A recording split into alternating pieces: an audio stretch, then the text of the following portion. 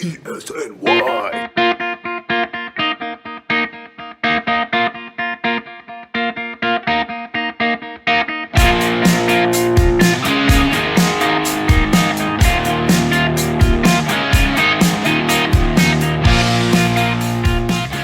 How you doing, folks? This is the Jets All the Way podcast, hosted by Elite Sports New York. I, of course, am Geoff Magliocchetti. He's Robby Sabo, taking you through the latest happenings of the New York Jets. And, of course, the Jets just completing their second preseason game last Thursday night. And it's a win. The Jets win the 22-10 win over the Atlanta Falcons in preseason action. A nice game from the Jets all around. And we're here to break down every facet of it. Rob, how you doing today? I'm good, and I still can't get over me pronouncing your name wrong. Magliocchetti. I don't know why. That's my go-to. Magliocchetti. Like cheddar cheese or something like that. Yeah, I can't. The Italian Chetti. It sounds so. It rolls off my tongue, even though there's two C's and it's obvious. But No, I'm bad with pronouncing names. I get names wrong all the time, and I find it humorous. The comments. I can't believe you said that name. Like, it's the best. I love it. I love it when I mess up names. Well, we actually messed up a few names on the podcast a couple weeks ago. We were talking about Arthur Mallet, I think his name is, so on the Jets. So we apologize to him for that. Is it pronounced Mallet? Yes, I believe so. Okay, that's good to know. I'll probably forget next week, but for today, that's good to know. We'll see. We'll see. So the Jets taking on the Atlanta Falcons on Thursday, once again, a 22-10 victory. First team came in, looked stellar, looked as stellar as they did last week, and then some against the New York Giants, and then came out and score again against the Atlanta Falcons. Now, Rob, what really stood out to me, and I actually wrote about it on EliteSports.com earlier this week. In fact, the article was published today, was what really impressed me about the Jets drive. I believe it went about 7 plays for 66 yards, and what impressed me was the emergence of Ty Montgomery, which I believe we touched a little bit on the show last week. Yeah, consider him a first-teamer. Yes. He is a first-team player in this offense. Adam Gase loves him. Mm-hmm. And rightfully so. Yeah, and rightfully so. And, you know, whether it's 11 personnel, you know, he could sub in for Bell. And like I said it before, he's really the fourth receiver in the offense. People are looking for that fourth receiver to emerge. Burnett. Bellamy, I guess, even though he's a special teamer, Dortch, Thompson.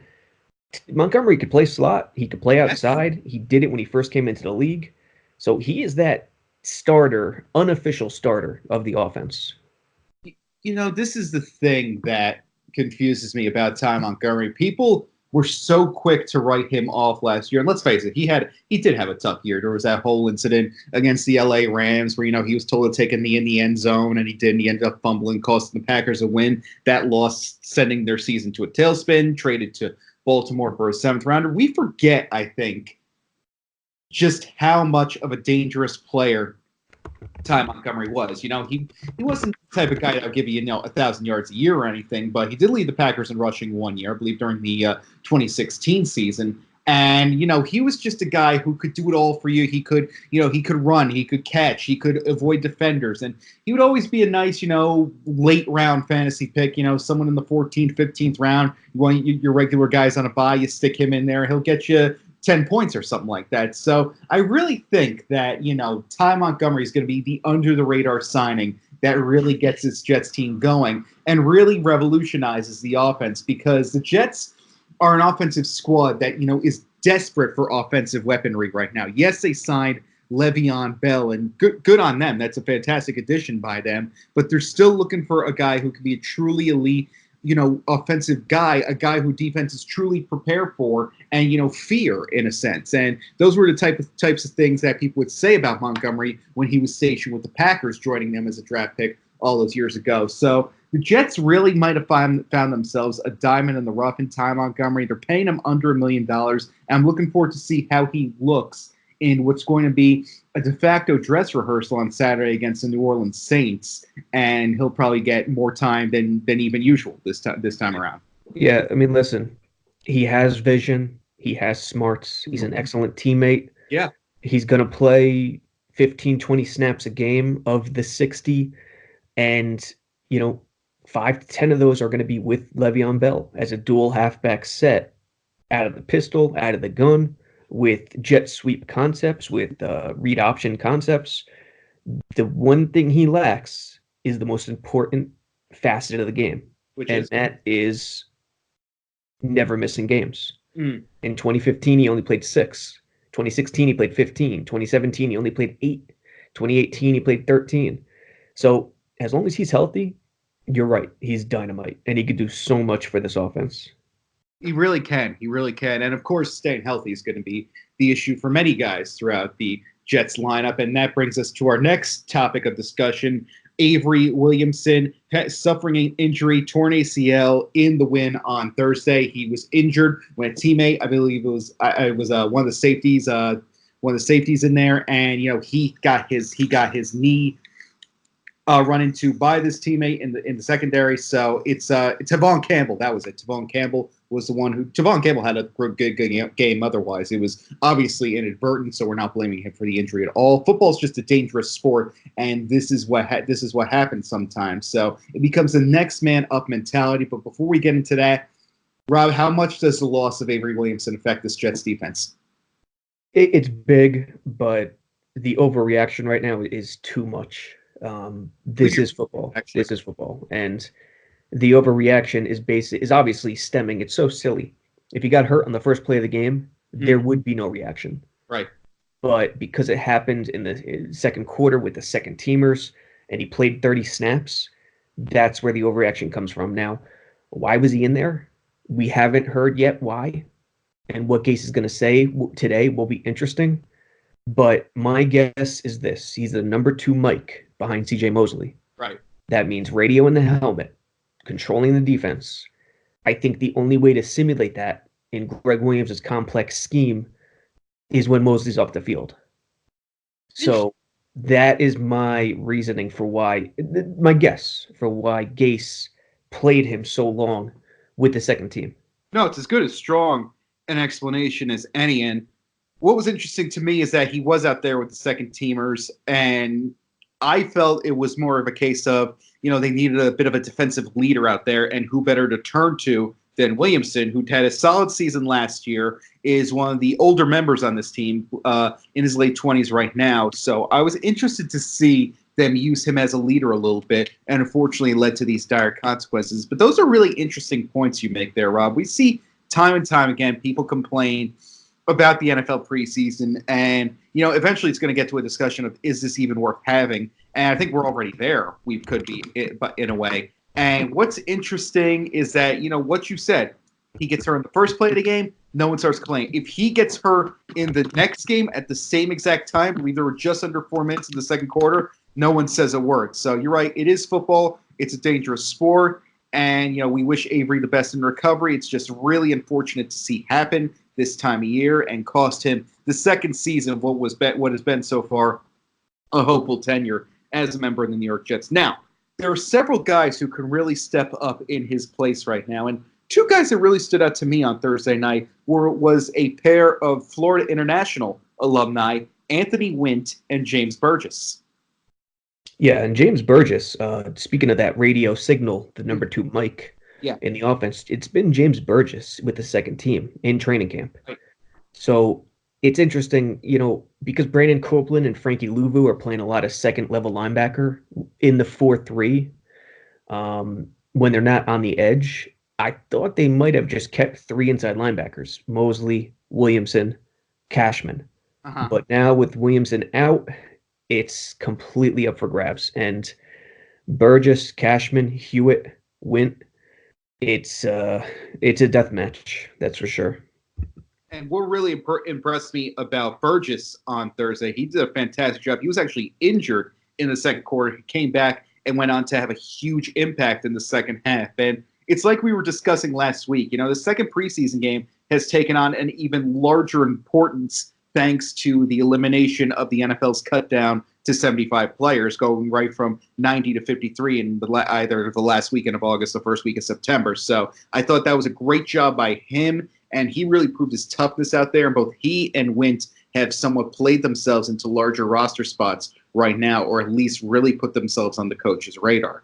And two guys that I think also have a big opportunity in the departure of Avery Williamson are going to be Frankie Louvu is one, not one of the two I was thinking of. We talked a lot about him last week. And the other two I felt can really step up right now are Blake Cashman and Neville Hewitt, who really rose to the occasion last season when he had to step in for some injuries in the linebacker. Those are two guys I'm really going to be keeping an eye on the rest of the summer.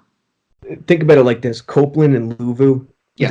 they're really edge players, but they're playing in the 4-3 when they need 3 second-level linebackers to play in the will. Yeah, they're getting rotating in at the will with Cashman. When they go to the sub package and it's just 2 linebackers, 2 inside linebackers, I don't know if Copeland or Louvu are going to be in the mix because they really need them at the edge to blow Jenkins and Henry Anderson and Polite, who's still not with the first team. Cashman. I forget who it was, but they said Cashman is the bona fide number 2 inside linebacker right now. Right. It's not true. It's not true. He's getting mixed in the sub package, but the opportunity for him is there. It is his to take. There's no doubt about it.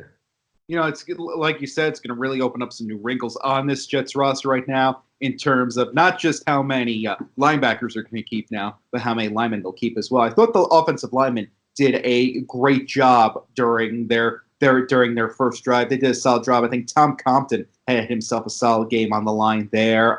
Trying to think who else was on there that had a decent game. Alex Lewis, Harrison, and Compton in the middle. Yeah, they did a great job. They were solid. Now, the first drive was tremendous on the ground, but the second and third drive, they still ran the ball decent, if I remember correctly, but the pass protection was not good. Pass protection was not good. Darnold was forced into a lot of short passes. I think Sam Darnold's final line of 5 for 7 for 46 yards. So that's under 10 yards of completion. I thought that was misleading because Sam had decent grip on the game. He was running for his life on the second and third drive. So I was surprised they played him for 3 drives, considering the Jets' offensive line remains a work in progress right now. You don't want any disasters to happen. So I was a little surprised he lasted 3 drives into the second quarter on Thursday night, but I do think that this was a good step in the right direction for the Jets' offensive line. Yeah, I was surprised too. I thought he was going to be out after the first drive. Yeah, same. He wasn't, and not shocking to me, but kind of funny that the 3 interior linemen, the backups, I thought played better than the 2 starters on the outside. Did Shell and Beachum both play? They did, right? Beachum played for sure. I know that. I don't know about Shell. I can't remember, but yeah, I thought the interior played better than the outside. Yes, definitely. And you saw it once again with the results of Ty Montgomery. He, of course, having 7 carries for 36 yards and the Jets' first touchdown of the evening. Now, here's an interesting fact. Darnold and Montgomery were somehow responsible for all 66 yards on that Jets drive combined. So good job by them, and definitely a relationship we look forward to fostering in the near future. Now, one thing that I really thought stood out to me on Thursday was the pressure that Gregg Williams put on. And enough has been said about the Jets' lack of depth in the secondary. We really saw that on display in the second quarter, and it's going to be an issue until some of these guys like Tremaine Johnson get healthy. So I'm interested to see if this strong pressure can, kind of not offset in a way, but mask problems with depth in the secondary, because there was some good performances in the pressure on Thursday night. Like Henry Anderson, he got in there. Jamal Adams had a nice sack, as a matter of fact, and I believe they got to Falcons quarterbacks 5 times for sacks, and then they rushed the third guy, Matt Sims, for a couple times. He forced him into a fumble and an interception. The interception was returned for a touchdown by Burgess, and the latter set up a possession deep in the territory. So I'm pleased to see that Williams really upped the pressure on Thursday night, and if he's willing to continue that, it could be a way to mask the problems the Jets have in their secondary depth right now. Yeah, it's going to be interesting. I don't know. No one has answers, to be honest. It comes down to the pass rush. If they could generate a 4-man conventional pass rush, they could hide the secondary problems. If they can't, they won't be able to. Jamal Adams, I heard someone, I forget who it was again, maybe Joe Benigno, WFAN, said, Jamal, he's going to have to use Jamal in the back end a lot more than he wants to, near the line. I wouldn't do that. Jamal, you got to use Jamal everywhere, no matter what. You're right. You're right. And May's presence is going to be huge.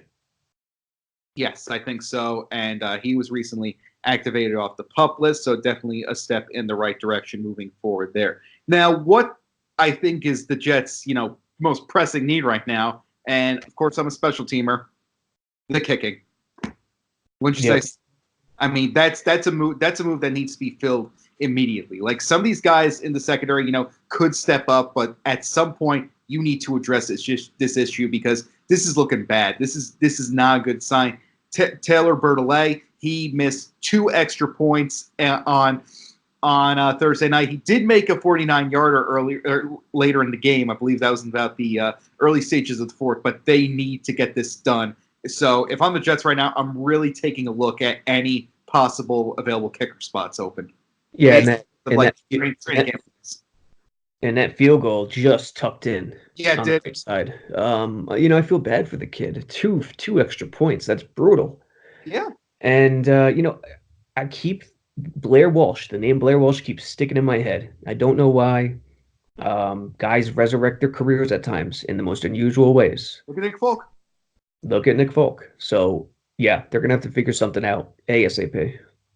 Yeah, they really need to get something done there. And moving in this week, the Jets are starting to solidify some of the spots where they've lost the injuries. They signed Albert McClellan, a free agent, yesterday. They brought in Marcus Cooper the other day. He was I don't believe he played the other day. He's a veteran that they could work with in the secondary. So look, give Joe Douglas credit. He really is making the waiver wire his friend at this point. He's bringing guys in, and he's making sure they compete for spots on the team. So I don't think you could say a word about how Joe Douglas has worked this team so far. So eager to see what he has in store in the future. Now, Jets moving in to play the New Orleans Saints on Saturday night. Going to be a real interesting game considering this is usually considered the de facto dress rehearsal for most teams. The preseason game where starters play deepest into the game. So what are you expecting to see this week? What position groups will you be watching this week, Rob?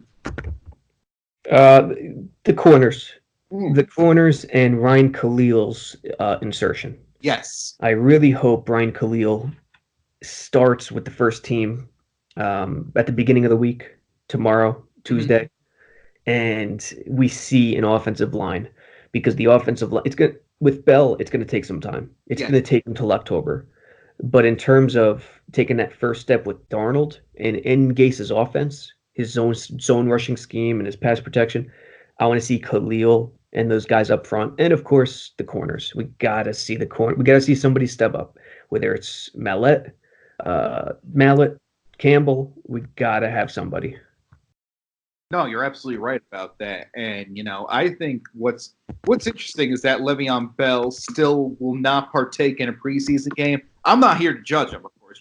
That's entirely his prerogative. And, we've seen what's going on with the Los Angeles Rams. They hold their starters out of preseason games entirely. So, and obviously things worked out for them last season. So I'm not judging Le'Veon Bell for doing that, but I just feel it is a little surprising to me that he hasn't gotten some of the rust off and entered a preseason game at this point. And I believe that trend's going to continue on Saturday night. So Jets also, by the way, in terms of injury news, they did avoid a major catastrophe in Brian Winters. The right guard went in for tests last week, and there was no catastrophic injury, no major injury determined. So the Jets dodged a bit of a bullet there. Tom Compton, like we said, filled in pretty well for him during the Thursday game. And we look at some more groups that I think could really stand out. Once again, the running back battle continues to go at it. It's a solid battle between, Elijah McGuire and Trenton Cannon, and Bilal Powell actually got a beat this week, so it was good to see him back in action.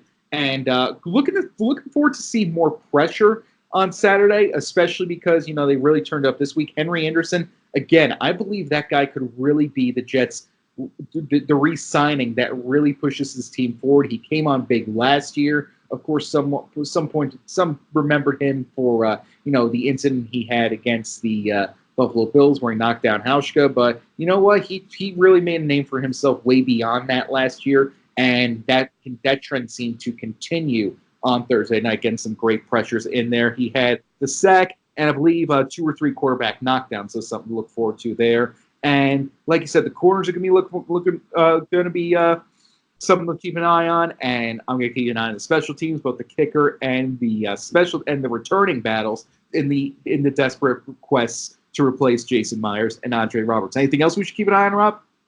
Yeah, the Anderson thing is I combined his first name and last name, Henderson. Henry Anderson is interesting to keep an eye on because he's playing from the edge. Oh, he's doing great. Can he duplicate what he did last year from the edge as a speed guy? And him and Jenkins, they're the same type of rusher, power rusher, bull rusher, not much of finesse, not much by way of finesse moves. So Gregg Williams is inviting anybody to step up. Polite, Copeland, Luvu, and I've been impressed with Luvu. But yeah, that in attempting to hide and cover up the corners, you make an interesting point there. That's big time. Yeah, I mean, I'm not saying it's going to solve that issue entirely, but you can at least offset a little bit of the secondary issue if you put this pressure on the quarterback. And we'll probably see plenty of Drew Brees on Saturday night, so something to keep an eye on. And when you compete in the division that features so many, different talented quarterbacks. Of course, Tom Brady isn't going anywhere in New England. Josh Allen came on hot in the late stages of last season. Miami, Josh Rosen and Ryan Fitzpatrick are 2 totally different quarterbacks, but they can beat you if they're feeling it on that particular Sunday. You need to get with the program. You need to get pressure on these quarterbacks, and that becomes even more crucial when you see who the quarterbacks the Jets have to face in the crazy first 6 weeks of the season. That stretch that is going to either make or break their 2019 slate, because there's two matchups with the Patriots, so that's Brady right there. They open up against Baker Mayfield, that's in week 2, and they'll open up against Allen in week 1. Those are 2 quarterbacks that could beat you through the air and on the ground, and you're going to have to face 2 NFC East teams with similar quarterbacks of that set, and the Dallas Cowboys and the Philadelphia Eagles. I believe those games are on October 6th is the Philadelphia game. That's over at the Link. And October 13th is against the Cowboys over at MetLife. And they have Carson Wentz and Dak Prescott. And those are 2 other guys that you really need to put some pressure on, get them a little nervous a little bit. And it can really mask those inefficiencies you have in the secondary right now, Jamal Adams notwithstanding, of course. Yeah. And I'll tell you what, look for Gregg Williams' packages, what he does against the Saints. How does he present the defense for the first time without Avery Williamson? Because that could tell a lot. I'm also eager to see what he does against the Saints, considering he might still know some of their players down there. He's worked with Drew Brees, of course, as defensive coordinator. So I'm eager to see what he throws out there on Saturday night. Until then, this is the Jets All the Way podcast. For Rob Sabo, I'm Geoff Magliocchetti. You can go to EliteSportsNewYork.com, follow us on Twitter, like us on Facebook, and keep tuning in to the Jets All the Way podcast. We really appreciate your patronage and your support, so keep up the great work, folks, and we'll keep up ours. I'm Geoff Magliocchetti. He's Rob Sabo. Thanks for listening.